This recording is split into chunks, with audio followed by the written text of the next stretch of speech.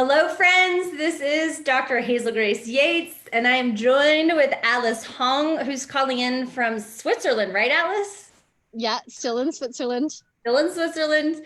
Um, Alice and I have gotten to do more and more workshops since COVID, since virtuality, which is awesome because for years we talked about wanting to work together and the magic of COVID and the magic of virtuality, we actually getting to do that. So I want to introduce who Alice is a bit.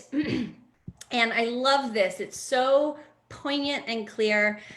Alice is a transformational catalyst that empowers people to reclaim the wild wisdom of their bodies. Because for years we And I'm noticing myself. We talked a little bit about what we're going to talk about, and I know Alice is going to invite me into something that I already feel my nervousness and vulnerability around. So that's coming, y'all. Don't worry. Hazel Grace is going to get real vulnerable.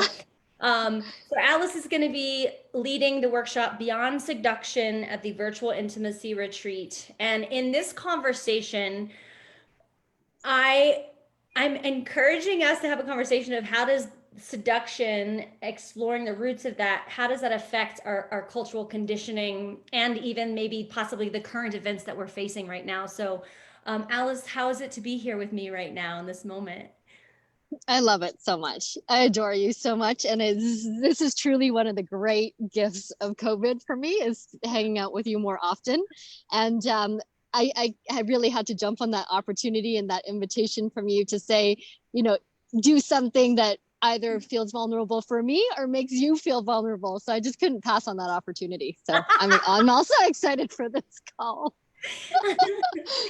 um, Okay, so I know you do a lot of different transformational work, and why are you wanting to bring beyond seduction and like what is in here that you think is so juicy and worthy of being in this retreat? So, Beyond Seduction is a snippet of a retreat that I facilitate called Women Who See in the Dark, which is a group of women around the world who do this, which is epic. And it's really about shadow work and doing it in a really creative, artful, playful way. So it goes really rich and deep and is also super creative. But one of the first things that we look at is around seduction because we all seduce. And this was a really new concept for me when I first learned this a number of years ago, because I always assumed that seduction was like, okay, how do you be sexy in order to get what you want? Mm, And sure, that could be seduction, but actually, we've learned to seduce the world around us, and the world is constantly seducing us. mm, Um, but we learned it as very young children and as babies in order to get our needs met. mm. Because as a baby, when you're born into this world, you absolutely need people to love you and care for you so that you can get your very basic survival needs met by your parents, your givers, your caregivers, and so forth. Um, and somehow they worked because we're still alive here today. And so some part of our brain has decided that, well, when I cried when I was little, or when I screamed the hell for hours, somebody's going to come get me, or if I smiled really nice, or if I remain silent and I don't cause trouble. All these different strategies we learned when we were young, and most of us are unconsciously carrying these into our adulthood and into our relationships now. And so part of why I love this workshop is because it's super playful and I love playfulness.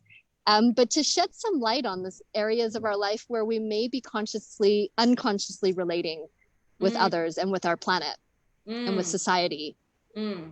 so that we can shed more light, and then we can consciously decide how do we want to show up in our life and actually what is the gift behind the ways that we are seducing. Got it. Okay, so now to put the vulnerability on you, Alice. Yeah. I'm imagining that you're doing this because it was so potent and profound and transformative for you.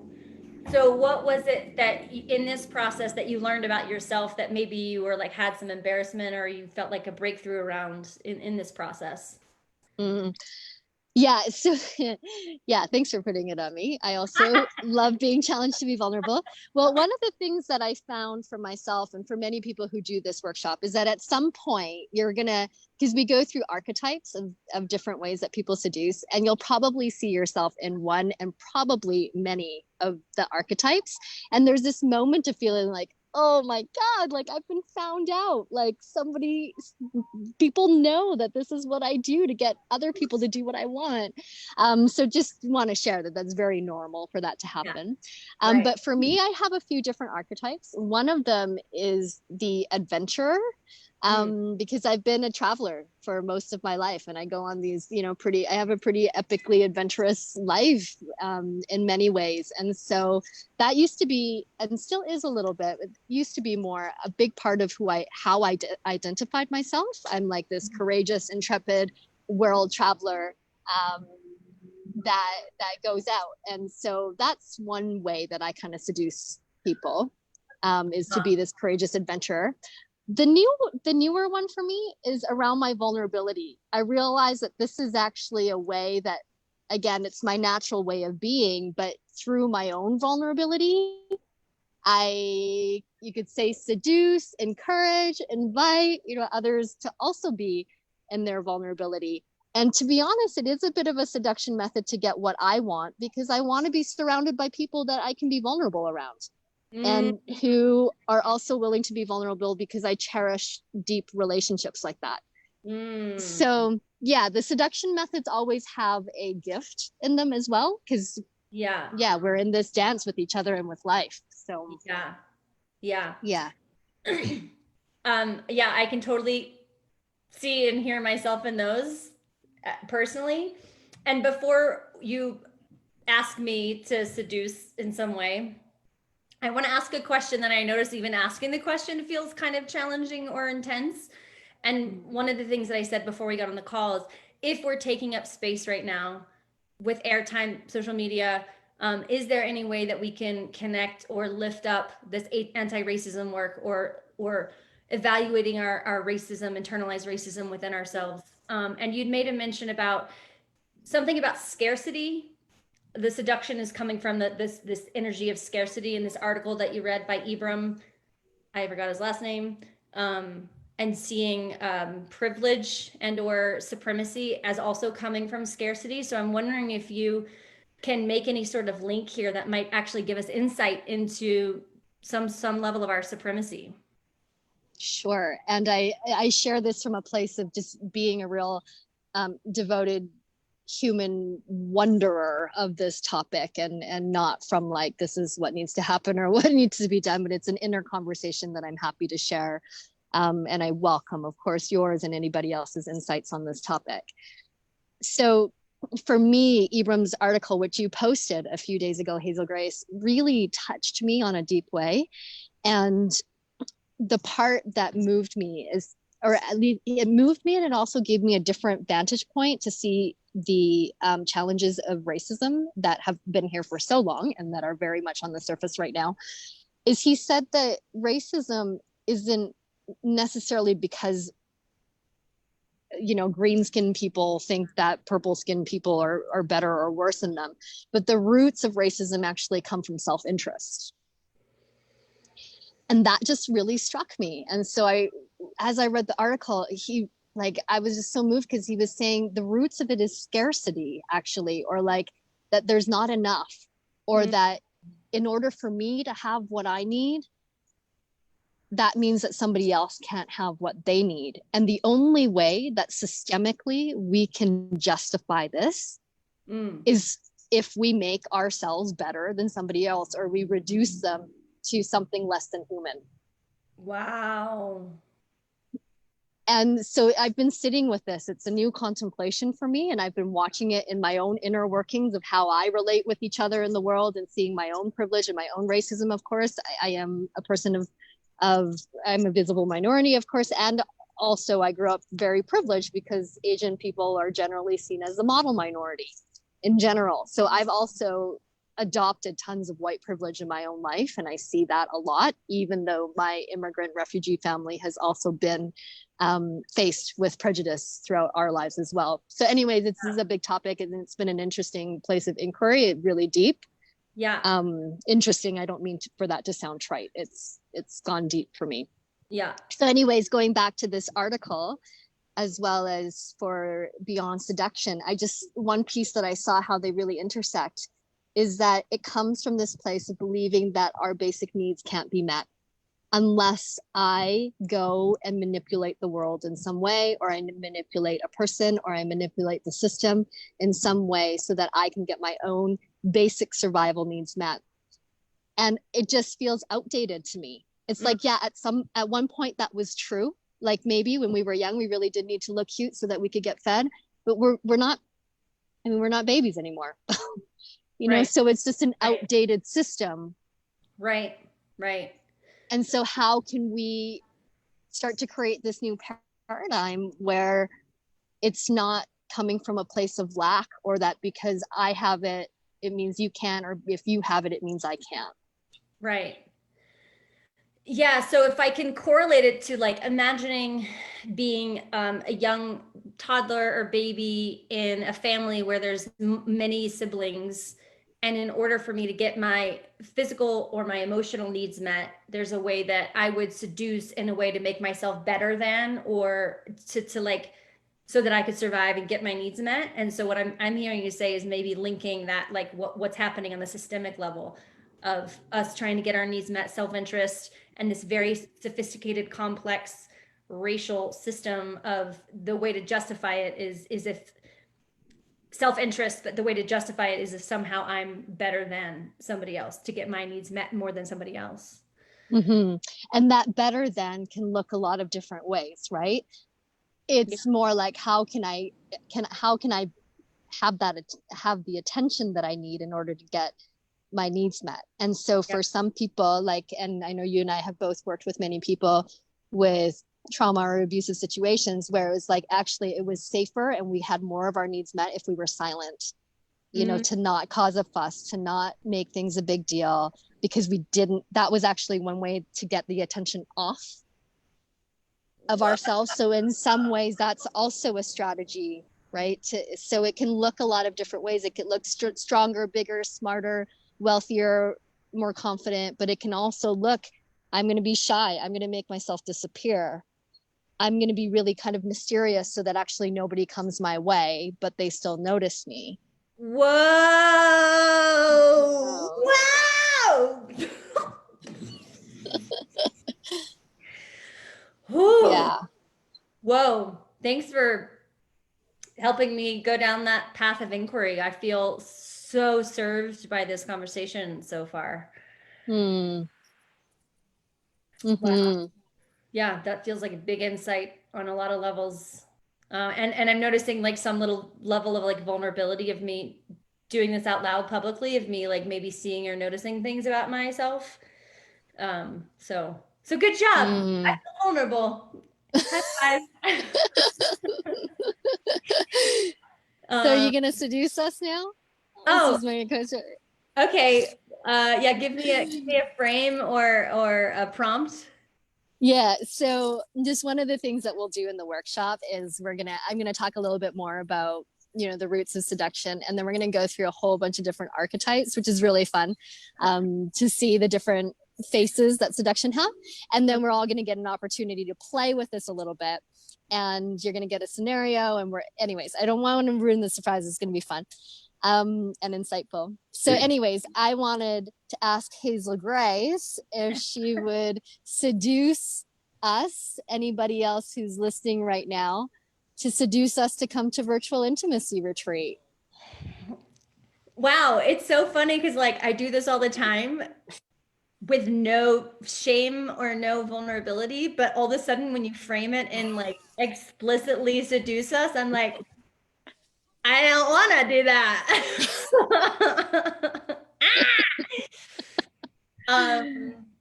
Yeah, okay. So, And can I give you a little tip? yeah. So I mean, of course you can just, because I understand the vulnerability and I just commend your courageousness and even saying yes to doing this online right now. But just to remember that like your way of seduction is also your gift in the world, you know? So it's like, of course you want people to come to virtual intimacy retreat because it changes lives, as we know. Yeah. Yeah. Right. Cool. So All right. anyways, not to plant too many seeds, but just Not to plant too many seeds, and maybe I already started seducing by saying I'm so vulnerable. Maybe you've already started doing that, right? Maybe. Maybe. Well, you'll analyze the seduction later. So, the virtual intimacy retreat. Why am I so inspired and lit up to create this and invite people into it? Is I am on a mission on this planet to eradicate global toxic sexual shame. And the way that I understand shame is that the way that it gets created is by collective agreement. And so the way to unwind or rewire that is through collective agreement. And so when we come together in a community and we're all agreeing to say boundaries are celebrated and honored, everyone's desires are celebrated and honored. Our sexual expression, when it is consensual, is honored and celebrated, and pleasure in our body is so powerful and regulating that to me it's like the most efficient way for people to feel profoundly okay with who they are. And I also get so excited because there's like so many experts from around the world that are bringing brilliance that I will never have, or I can't because I'm not them. So it's exciting for me to see like the change makers in the world coming together. And then also there's so many people who signed up for virtual intimacy retreat that either don't have the financial funds to come to things that they normally can. And we are not turning any money from funds. So it's financially accessible to people, regionally accessible to people, meaning there are some people who live in the middle of nowhere where there is not a sex positive workshop in their neighborhood. And then there's also some people that are like, I don't feel comfortable showing up in person or with a group of people, or I'm not an extrovert, or like all these things. So to me, it's like weirdly, it's super accessible in a way that doing a live retreat isn't. Okay, so that's my seduction. How'd I do, Doc? I think that people watching should post in the comments. Let us know if Hazel-Grace seduced you to come to virtual intimacy retreat. And if not, ask us a question. Can I share the impact of your seduction on me? So I've already been seduced to come into virtual intimacy retreat because I was part of the last one, and also we're continuing to work together. So I just want to say that I am very easily seduced by you.